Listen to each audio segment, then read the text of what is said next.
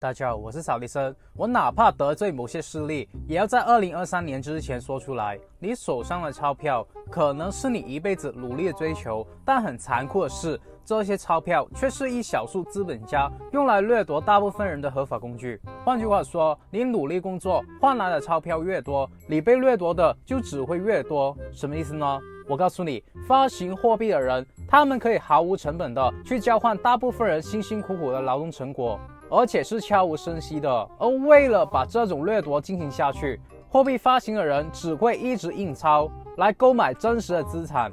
我告诉你，每个人从出生开始就有义务去为货币发行的人承担一件事，就是通胀。意思就是，如果你今天赚$8000，刚好可以养活你们家的人，当你10年后还是赚$8000的话，你的家人就有可能会饿死。有些人就会觉得很疑惑，美联储不是升息吗？升息不就可以打压通胀吗？打压通胀只是让通胀变慢，但通胀依然存在啊，而且还是很厉害的啊。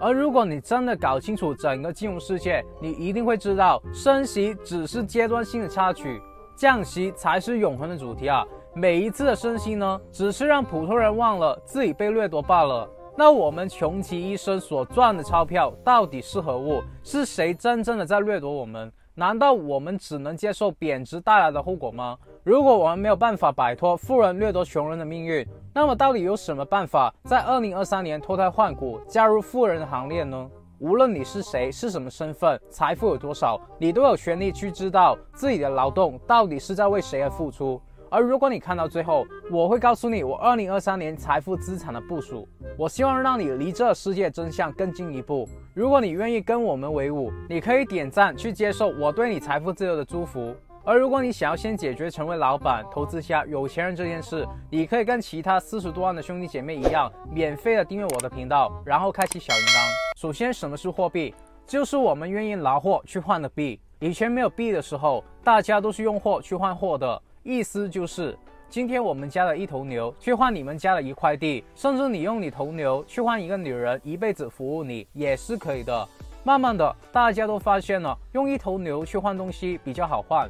比如说今天我家只有一头羊，我想换一块地，但是大部分有地的人都不喜欢羊，他们都喜欢牛，所以结果有地的人想要换牛，有羊的人也想要换牛，这时候牛就会成为了币，就是大家都喜欢用货去换。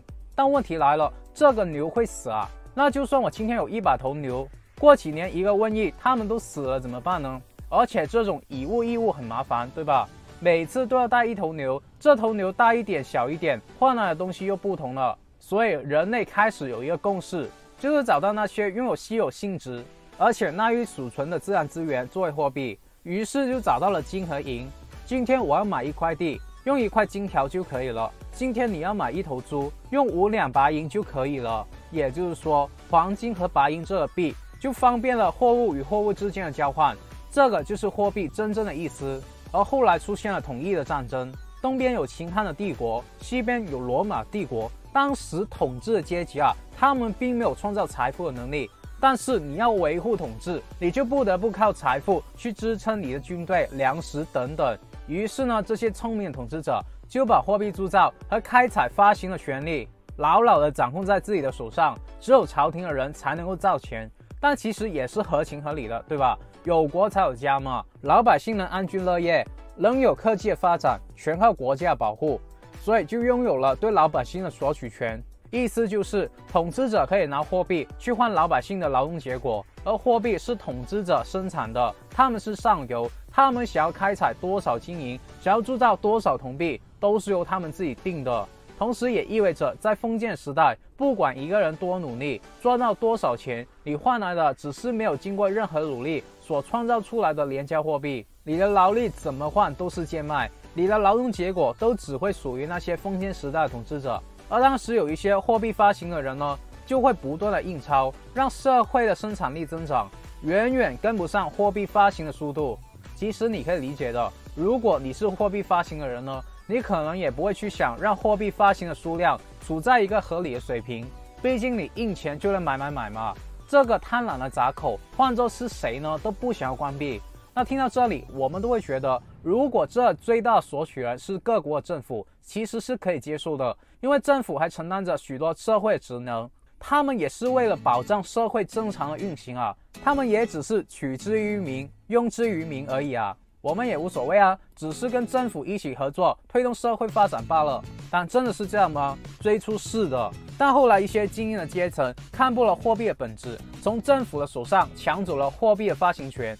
比如说英国的央行、二战之前的英格兰银行、德国的央行、德意志银行，还有美国的央行美联储等等，他们都不是政府机构，而是像私人股份公司，有自己的董事会和股东大会。这样做有一个好处，名义上是在监测政府，不让政府玩弄货币，实际上要发行多少货币，不是政府说了算，也不是人们说了算，而是这些私人的公司说了算。那既然是私人公司了，最重要的是什么？你开一家公司来赚钱，难道首要是要去考虑国家和人们的利益吗？当然是维护他们股东自己的利益啊。但为什么政府愿意交出这个货币发行的大权呢？当时的银行资本家在工业革命的时候呢，就赚了很多的黄金和资本，甚至可以富可敌国。而当时发生了全球的战争，政府就需要发行国债向群众借钱。可是问题是，大部分的老百姓都是没有什么钱的，但打仗就需要很多钱，这个国债的数量就很巨大，而且也没有什么人愿意买，因为你的国家打输了，你政权都有可能解散，我些金子给你，不就是打水漂了吗？那政府就很头疼，这时候银行的资本家就伸出了援手，答应借钱给政府，而且不需要还本金，只需要每年支付利息和管理费就行了。什么叫做管理费呢？就是你要答应以后所有的国债都要我帮你卖出去，你不要管我卖不卖得出去，反正最后我给你金子，卖不出去的豆我就自己掏金子去填。那政府当然表示热烈的欢迎啊，他把国债的代销权给了银行家，也代表着丢了货币的发行权。为什么呢？首先，银行资本家是不会自掏腰包借钱给政府的，因为打仗借钱的风险很高嘛，利润也不多，所以他们肯定是把国债卖给老百姓的。但怎么卖呢？用自己的名义卖啊！你政府打仗借不到钱，但我银行家富可敌国，我自己就有无数的黄金可以担保，而且还有政府在背后为我撑腰。就这样经过包装，他们把国债变成自己发行的债券，而且这种债券更加被大部分人评估为优质的安全标的，因为债券会给稳定的利息嘛，所以就成为了大家争相投资的对象。就这样，银行家空手套白狼，成为了中间人，用自己的名义去筹钱，再把钱借贷给政府，解决了政府资金的问题。而他们不但赚取了利息，他们发行的债券就相当于国债，他们就因此成为了所谓的中央银行。你可以发现，他们从成立之初就是私有制的。第一个玩这一套的就是英格兰银行的前身，后来其他国家的资本家都纷纷效仿玩这一套，美联储也是一样的。为什么银行资本家包揽了卖国债的权利，就是代表了包揽了货币发行的权利呢？因为他们把国债取代了黄金。刚才说了，政府借钱都要经过银行家的，那 OK， 我先搞一个金本位，把老百姓的黄金都吸收到手里，怎么吸呢？发行债券，用政府的名义，这些银行家打着中央银行的名义，告诉老百姓，你们拿黄金去交易很不方便，对吧？这样你们可以用黄金跟我兑换美元、英镑、马克、法郎这些钞票，这些钞票就等同于国债。你们把1克黄金存在我们这里，我们就给你1美金，并且我们会代表政府承诺你们可以随时拿这1美金的钞票来找我们换回1克的黄金。那这黄金就是我们和政府欠你们老百姓的，所以其实你们拥有这些纸币，跟拥有黄金是没有什么区别的。那么老百姓听了之后呢，就觉得很有道理，把黄金换成了钞票之后，付钱的时候也觉得方便了很多啊。所以所有的人都慢慢的去用钞票，而不把钞票去换回原来的黄金了。也就是说，钞票慢慢取代了黄金。这个就是所谓的劣币驱逐良币，而这些黄金就动也不动的待在了这些银行资本家的金库里面，无形里面就成为了他们的财富。那反正所有人都在用钞票，而且也不会每个人都跟我换回来黄金的时候呢，那是不是就代表了我不需要那么多的黄金作为抵押就可以发行钞票呢？这个时候我就可以没有节制的发行钞票了。但是万一如果真的每个人都拿着钞票来找我兑换黄金怎么办呢？ OK， 我们用信用作为抵押，直接废除了金本位。所有的人都不能拿着钞票去换回来黄金了。他们告诉老百姓，我发行$1就只是代表国家欠你$1而已，你不能再向我取回金子了。但影响不大的，你还是可以照样拿着这张钞票到处去交易，到处去买卖，都是没有问题的。把金条换成纸条，不是更方便了吗？那么老百姓就只能看着这些纸币发呆了。到了今天，已经没有什么人会觉得有问题了。所以为什么穷人越来越穷？因为在我们每个人出生之前呢，就已经成为了被索取的对象。我们的劳动成果，我们汗水的结晶，我们的智慧，都会被某些人用凭空创造的货币给掠夺了。但这就代表了我们要放弃了吗？我们要做的其实很简单，就是跟随这游戏的规则，赚取更多的钞票，去换真正的货币，真正的资产。但都2023年了，难道你还想着上班赚死薪水，然后永远活在拿命换钱的无限轮回里面吗？我们要的是财富自由啊！记着，你想要成为富人，永远都跟趋势有关。如果这个世界65亿的人，每个人给你$1，恭喜你就有65亿了，就是这么简单。而互联网就是一个工具，让你接触到65亿的人。就算你只接触到100万，你的身价都是7位数美金起跳的。今天为什么很多的演员、身价过亿的企业家，甚至政治家，他们都要在互联网上做起个人的品牌呢？就是因为互联网传播的速度远比病毒还要快上几百倍。而我和我的弟子就是利用了这个特性来做生意。我们根本不需要在一个特定的地方、特定的时间，甚至没有任何的成本，不需要去囤货、请员工、租场地。每赚到100万美金都是我们的收入。最重要的是，整个过程是自动化的。就是说，当你搭建好一个系统，它就会自动化的有人付钱给你，自动化的收钱到你的钱包。我们要做的就是环游世界，看 Netflix， 还有买房出租。那么到底是怎么做到呢？我不可能在这里告诉你。我决定在2023之前呢，开办一个全新的培训营。我把所有商业的机密都放在里面，直接告诉你如何通过互联网做出财富的新风口。好消息是，这个课程现在是免费的，而且没有人数的限制。毫不夸张的讲，当你和我的思维连接了之后，你就可以瞬间的打通任督二脉，你将会自己成为一个资本家，你将会拥有一个自动化赚钱的事业，至少你不需要在这个循环里面了。但坏消息是，我的团队可能会在新年之前全面的把这个课程下架或者是收费。那么有兴趣的一定要在影片描述上的第一条链接赶快的报名。而这么多银行家当中呢，美联储自从2次世界大战大发横财之后，就成为了世界老大。他们的12名私人董事和3000名的股东，茶余饭后的谈资就可以主宰和把持着世界货币的命脉。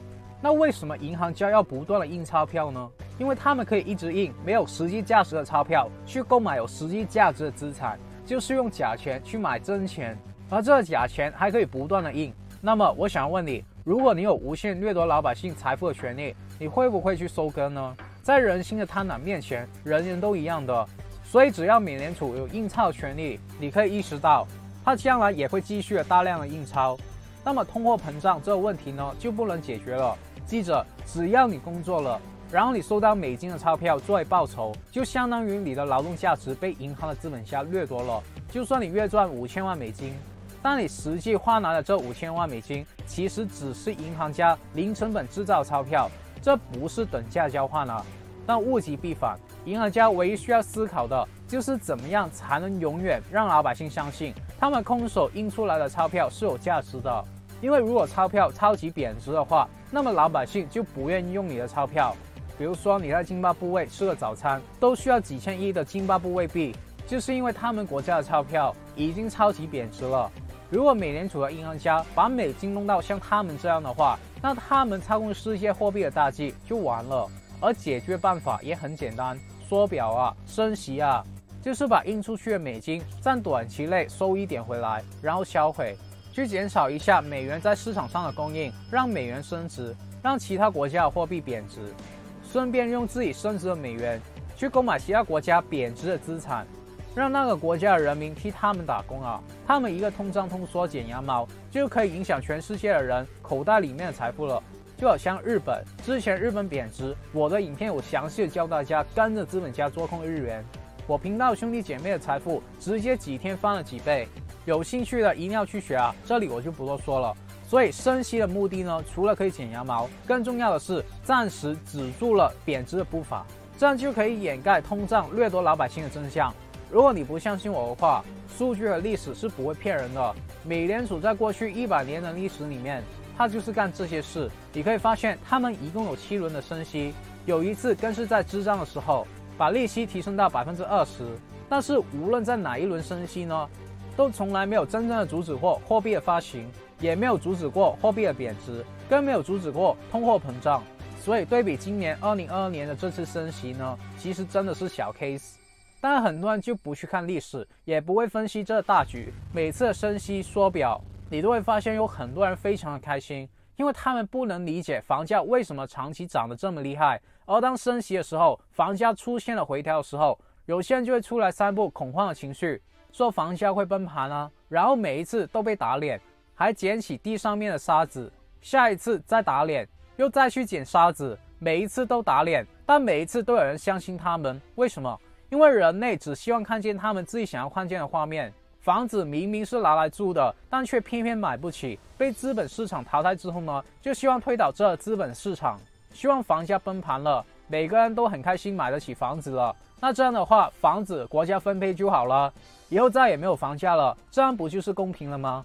而这时候，这些人又不愿意了，因为他们现在买不起房子，他们真实的需求是希望房价崩盘，让自己买完房子之后呢，房价就会涨上去，这样自己就可以买得起房子，又赚钱了，对吧？所以有些人就会给很多的解释，说什么将来每个人都会住在元宇宙，没人会买房了，然后什么 3D 盖房导致建房的成本下降，所以房价也会下跌的说法。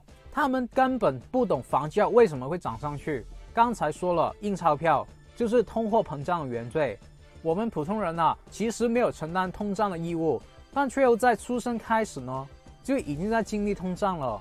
当你的收入增长跟不上物价增长的时候呢，你的财富就已经被掠夺了。而银行的资本家，如果他们也拿着钞票的话，其实他们的钞票也是会贬值的啊。所以，如果你融会贯通的话，我们一辈子追求的不是钞票，而是追求生出钞票的优质资产。这些优质的资产呢，价格反而会在通胀的影响下不断飞跃性的攀升。那什么才是优质的资产呢？第一个，我2023年还会布局的资产就是房子。很多人会说，现在的房价太贵了。对啊，如果房子是用来住的话，那房价现在真的很贵，因为在你的眼中，房子就是一样消费品，它就只是拥有消费属性的东西，就跟你刚买回来的电脑一样，就是拿来用的。然后就认为这10年来，电脑、电视等等的电器都没有涨价，因为制造这些东西的效率，因为科技的发展而提高了，所以成本就降低了，售价就应该很便宜的。你认为房子也一样？那么讲这种话的人呢，他们买房也会买那些度假区的房子之类的，为什么呢？因为他们要租得很舒服嘛，他们看重的是房子的消费属性，房子拿来住是它的使用价值。这也是普通人肉眼就能区分房子跟其他商品的区别。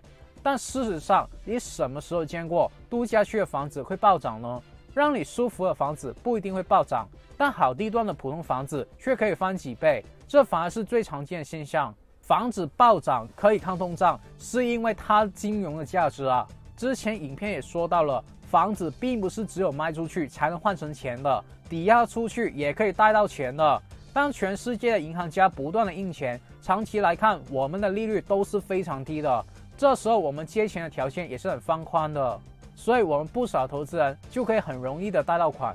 而这些贷款相当大的一部分就是房子的抵押，把房子抵押出去，去购买更多的房子，不断的重复这个动作，房价自然就会更贵。我知道这时候又会有人留言说，升息还不起贷款怎么办？我建议这些人先去看我之前的影片。还是那句话，对啊，现在升息了，房价回调了，那这不就是银行家去买入房子的时机吗？这不就是我们老百姓跟着买入房子的时机吗？难道等到它涨得起飞了才去买吗？历史告诉我们，银行家只会不断印钱，你明知道它长远只会降息，现在是升息了，但如果明天降息了呢？这就是为什么我在这个月又用我妈的名义买了一套房子的原因。我就算一条数，方便不同国家的朋友换算，我用美元做单位，我用30万美金就可以买到100万美金的房子。原来那个房东一手买入是110万，那么我每个月只需要还2000多美金，分30年，我1年财富2万。1年以后，房价从100万涨到110万。表面上来看，房价只是上涨了10%，确实不多，但是实际上就是因为金融的属性的原因，当初只是投入了30万美金，1年后就可以赚到10万美金，这就算是33%的利润了，已经是相当高了，比绝大多数实体企业利润高多了。如果美联储说降息了，房价从100万涨到了130万，那这就是100%的利润了。如果房子涨到了160万，那就是200%以上的利润了。这利润毫不夸张的讲，比贩毒可能还要高啊！当然，你还要算月供的利息、税费等等。但之前的影片也有解释到，你还的这些本金呢，是越还越多的，而你的利息呢，是越还越少的。而且我还可以把房子租出去。我告诉你，真正拥有金融嗅觉的人呢，会把房子当作是投资品，对价格进行预测，通过买卖博弈来进行套利。而且还会控制风险，利用房子可以加杠杆的这个特性，用更少的资金来撬动更大的房产，从而获得更高的利润。有房就有了钱，然后就会继续有钱。房子的金融属性只会越演越烈，我们只要赚到钞票，就会拿去买房子，让房子来帮我们印钱，就跟银行家一样。而如果你暂时买不起房子这些优质资产，2023年和未来最少10年，白手起家最值钱的资产就是自媒体。你们知不知道，如果你在互联网上拥有10万的粉丝，这10万可以帮你变现10万美金。如果你有100万，你至少可以变现100万美金。想要赚钱，永远记住，是趋势让你变穷或者是变富，一定要做 YouTuber， 一定要做自媒体。我告诉你，你或者你的产品，如果不出现在互联网，就会被淘汰。有人会说，现在做自媒体是不是晚了？我想说的是，请问最近刘畊宏是不是才红的？突然一个月涨粉4000多万，是还是不是？突然就火了。他一个月赚了他一辈子40年赚的钱的总和。以前他一直没有飞起来，而这一次他突然飞龙在天了。自媒体创业是一个真正让你努力越少，回报越多的事业。你可以在 YouTube 这个平台上传你的影片，这些影片就是你的资产，你只需要制作一次，它就可以为你带来源源不绝的被动收入。你理解的可能是点击率越高，就会为你带来广告费。